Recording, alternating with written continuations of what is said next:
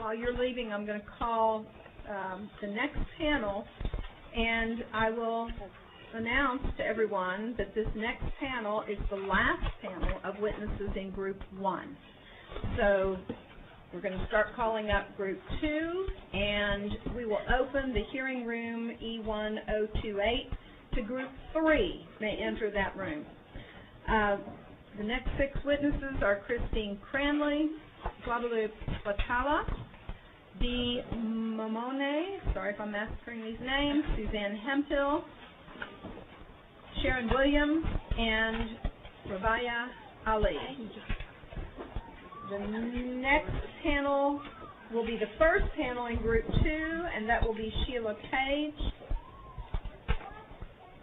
Lloyd Dowling, Jerry Lynn Ward, Amanda Hernandez, Sandy Smith, and Tina Hester.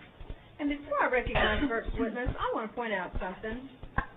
I want to say, first of all, thank you to everyone who has come before this committee to testify, for respecting the decorum of the Senate and for respecting each other.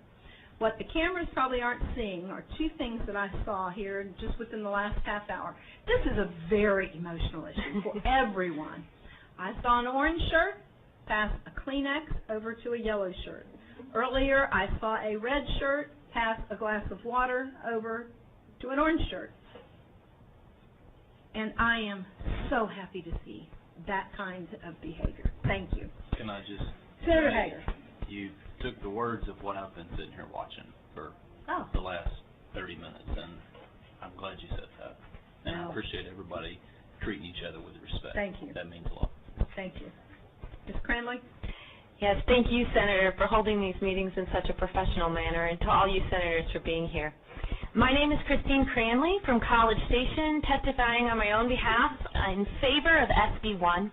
I will argue that among its other many merits, this bill will actually enable women to have more freedom to choose by giving them the option of hiding their pregnancy until the 5th month, and in so doing find asylum from unwanted pressures to choose abortion.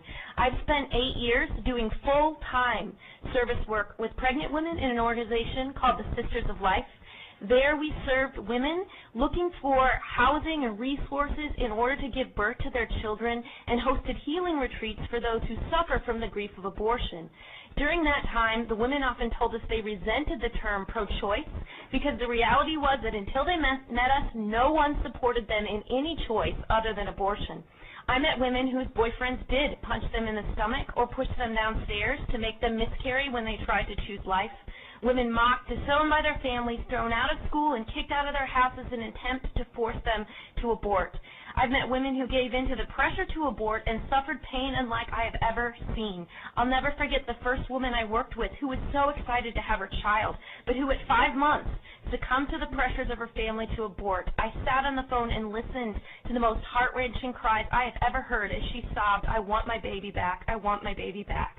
And the social worker who led the post-abortion healing retreats would share her own story of having hid her pregnancy for 5 months in hopes of giving life, but was eventually pressured into a late-term saline abortion in which she had to lie in a hospital bed and feel her child thrashing inside her in pain as he burned to death from the saline.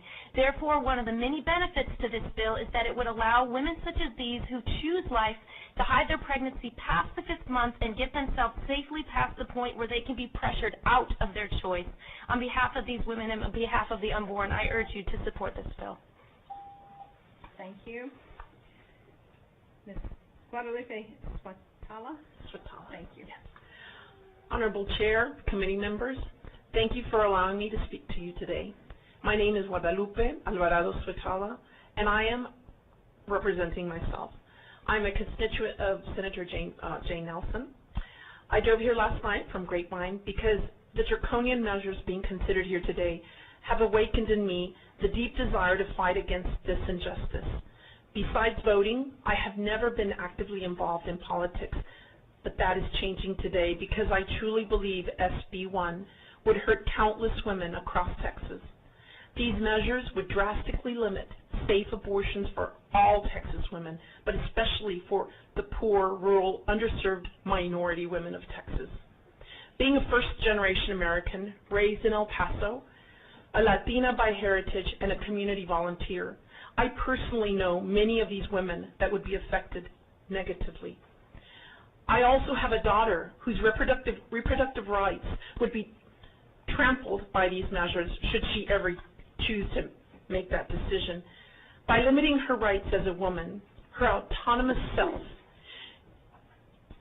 you limit her confidence in herself, and you limit her right to grow into a strong, productive woman of society. I do not want her to feel that laws governing her body, mostly enacted by white conservative men, can limit her. That would make her feel less of a person, less of a woman, and I cannot accept that. I am here for her. Thank you. Thank you. Dima Mon. Good afternoon. Thank you for having me.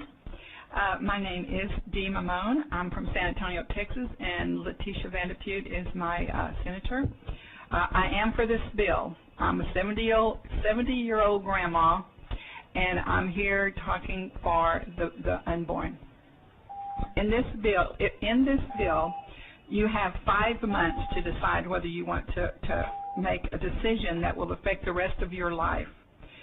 When you're young and scared and you find yourself in trouble, it's easy to take the easiest way out. Don't do it. You have alternatives. Wonderful couples are waiting for their little blessings through adoption. These babies are wanted. Give them a chance to live. I am here today because my mother was not aborted.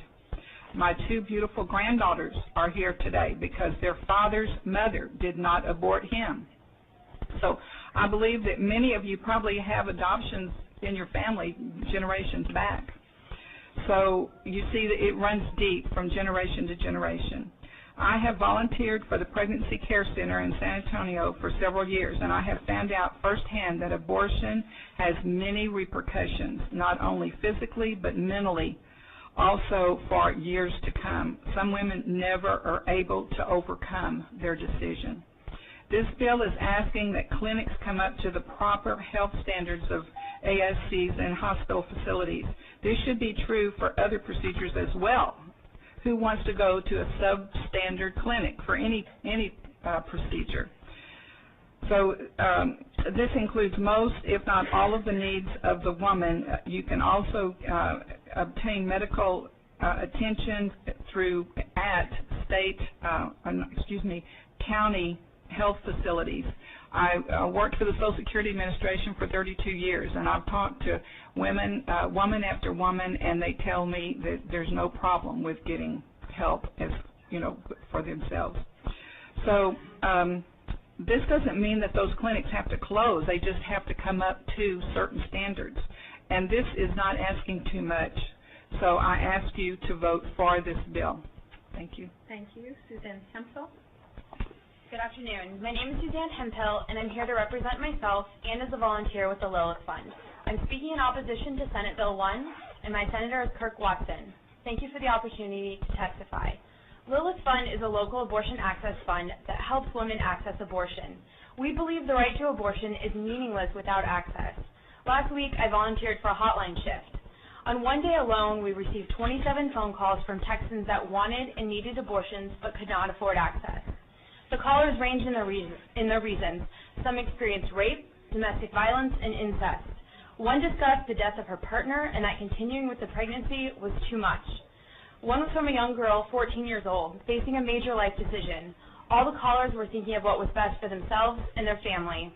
I couldn't help all of those callers, which is difficult, but I am terrified of the outcome of Senate Bill 1 and what I will tell callers when abortion is no longer legal in Texas. Research from the World Health Organization and the Guttmacher Institute shows similar abortion rates in countries where abortion is legal and illegal. Abortion restrictions do not reduce the abortion rate. Instead, where abortion is permitted on broad legal grounds, it is generally safe. And where it is restricted, it is typically unsafe. So when we're talking about SB 1, we're talking about a vote in favor of restrictions that will shut down abortion access in Texas and lead to unsafe abortions and death of actual people.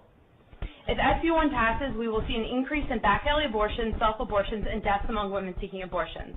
As a volunteer with Lilith Fund, I speak with people needing help accessing abortion. I hear stories, I talk, and I listen. And I've heard lots of folks in this building talk about abortion without talking or listening to those stories. In fact, y'all shut down testimony while thousands were waiting. Women who have an abortion do not do so lightly. I listen to good people facing an unwanted pregnancy, making hard decisions that are best for themselves. The 27 people I talked to last week, I believe in their hopes and dreams and that they know what's best for themselves. Don't legislate private decisions. Leave those to individuals, families, and doctors. They know what's best. You do not. Ms. Williams?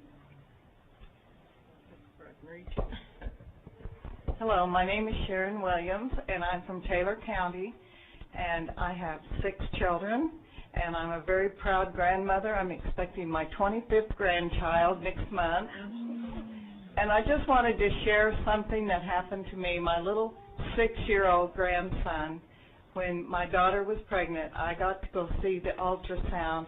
He was the size of a peanut, and his little arms, these arms and legs were just swimming around. I will never forget that. That was the most awesome thing I have ever seen. I've never seen that with my own children. And so I can never say that that little baby is not alive. I believe it is. What I don't understand is where we question, do they have pain? What difference does it make? Can't we still make it painless if they do have pain? I mean, how do we know? None of us know for sure because none of us are there in the womb. And if we were, we wouldn't have a voice. And so I would like to appeal to you to please pass this for the unborn and for the women. I really think that the Texas women need protection. They may not even know they need protection. Many of these women that are having babies, they're very young, and they don't know how dangerous it really is, and they don't know that when later in life that this is going to affect them. I've talked to many people that later in life they have depression because of this. They can't get over it. And it's a very sad thing. So I would like to encourage you to please pass this bill. I think it's a wonderful bill. And thank you. Thank you. Is it Rabia? Rabia. Rabia Ali. Go ahead. My name is Rabia Ali. I'm a constituent of Senator Watson, and I'm here to testify against Senate Bill 1. I want you all to take a very good look at me. I am exactly the kind of woman who will suffer under this legislation. I've been without health insurance for several months now. I make just enough money to pay my rent and bills most months, and I have sought health care services several times at one of the clinics that is now being threatened with closure by SB 1. Senator Jewell, you've said that these clinics will not be closed, so I ask you, what will you do to ensure that they remain open when they no longer meet the excessive standards laid out in this bill? Many people have read testimony in the past few weeks filled with personal stories that have been referred to as repetitive, and many have attempted to reason with you by presenting data and medical evidence. I wrote such a testimony weeks ago that was not heard, but today I'm going to do something a little different to avoid being repetitive. I'm here today to remind you how a democracy works. You think that you're sitting in seats of power right now, but I'm here to remind you that these are servants' chairs. You are here to serve us, to represent us. And if you fail in this representation, I can guarantee you, and all the people here and the hundreds of thousands of people watching, as you break and bend every rule to pass this legislation, we can all guarantee you that you will not occupy those chairs again come next election. So before you cast your votes, think for a moment. How many of your constituents are like me? How many are unemployed or underemployed? How many are without health insurance? How many turn to those 37 clinics that will be closed, Senator Jewell? How many women turn to those clinics for more than just abortion services? How many women come from immigrant families, from religious families, impoverished families, families that cannot or will not help them if they need an abortion? And then ask yourselves, how many of those constituents will vote you out of office come next election? So just remember, before you cast your votes, that we have a vote to cast too. The next panel, thank you to this panel. The next